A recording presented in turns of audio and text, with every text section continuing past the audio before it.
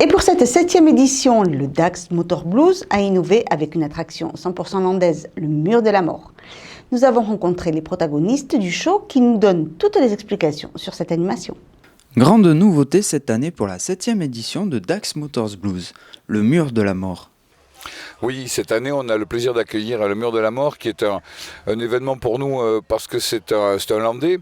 Christophe Verdine, c'est un gentil fou qui a créé lui-même, construit lui-même son Mur de la Mort sur le modèle des manèges des années 50, tout en bois, avec une structure métallique adaptée aux normes actuelles, puisqu'il a fallu homologuer tout ça.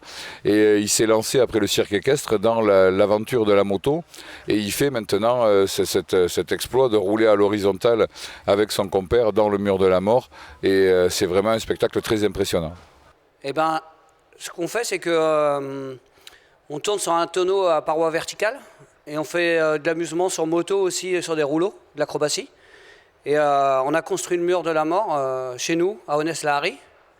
Et j'ai appris à tourner tout seul. Et après, j'ai rencontré Petit Jean en prison. Bah ouais, parce qu'en fait, c'était parti sur un truc de s'évader, en fait. Ouais. Ouais, c'est l'histoire d'une personne en fait qui voyage en moto et qui ne veut plus jamais descendre de sa moto. Elle fuit peut-être son existence, on ne sait pas ce qu'elle fuit. Et elle veut traverser, rouler. Et il y a un gars en Harley qui a fait ça. Et j'ai lu ce bouquin et du coup l'histoire ça raconte un peu ça quoi. C'est la liberté à tout prix, le vent dans les cheveux, la moto, ouais, vraiment la liberté. Et le mur ça donne ça aussi. Ça te donne, t'as 2 jets de pression sur toi, t'as un taux d'adrénaline qui monte à fond dans le corps. Tu peux plus être comme tout le monde en fait. Tu as besoin de tourner dans le mur quoi. Ça devient une drogue quoi. Donc tu as besoin de ce frisson permanent quoi. Un show qui demande beaucoup de concentration et d'un apprentissage permanent. Et on a tout construit sans rien savoir en fait. Et on s'est lancé et on a pris 2 mois de gamelle avant de comprendre ouais, comment ça fonctionnait quoi.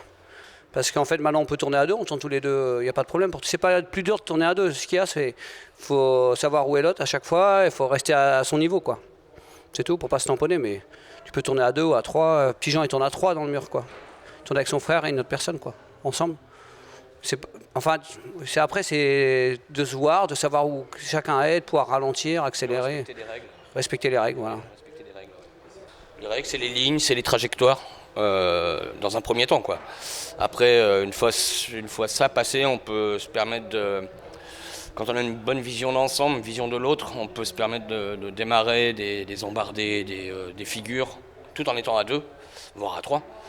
Et voilà, mais il faut passer par cette période d'apprentissage quoi, de lignes, de trajectoires. Ouais, t'as le stress qui te donne cette énergie aussi, c'est comme un spectacle, hein, c'est comme quand tu fais de la voltige à cheval, quand tu fais... ton esprit prépare ton corps et vice-versa, quoi. Voilà. C'est sport mortel, c'est pas extrême. Et du coup, après, tu as un avantage, c'est que tu n'as même plus peur quand il arrive.